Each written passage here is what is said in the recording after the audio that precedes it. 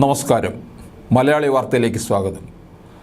വടക്കൻ ജോർദാനിൽ സിറിയൻ അതിർത്തിക്ക് സമീപം US സൈനിക ക്യാമ്പിലുണ്ടായ ഡ്രോൺ ആക്രമണത്തിൽ 3 US സൈനികർ കൊല്ലപ്പെടുകയും നിരവധി പേർക്ക് പരിക്കേൽക്കുകയും ചെയ്ത സംഭവത്തിൽ രൂക്ഷ പ്രതികരണവുമായി അമേരിക്കൻ പ്രസിഡന്റ് ജോ ബൈഡൻ രംഗത്തെത്തിയിരിക്കുകയാണ്.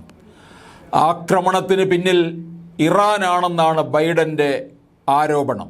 ഉത്തരവാദികളെ കണ്ടെത്തുമെന്നും ശക്തമായി തിരിച്ചടിക്കുമെന്നും ബൈഡൻ പറഞ്ഞു. വളരെ മോശമായ ദിവസമായിരുന്നു.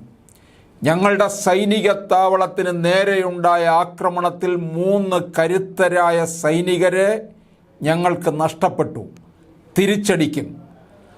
സൗത്ത് കരോലിനിൽ തെരഞ്ഞെടുപ്പ് പ്രചാരണത്തിനിടെയാണ് ബൈഡൻ ഇത് പറഞ്ഞത്.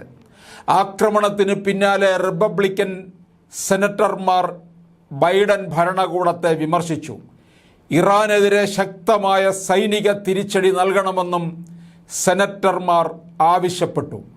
ഞങ്ങളുടെ സൈനികരുടെയും രാജ്യത്തിൻ്റെയും താൽപ്പര്യം സംരക്ഷിക്കുന്നതിനായി ആവശ്യമായ എല്ലാ നടപടിയും സ്വീകരിക്കുമെന്നും പ്രതിരോധ സെക്രട്ടറി പറയുകയുണ്ടായി.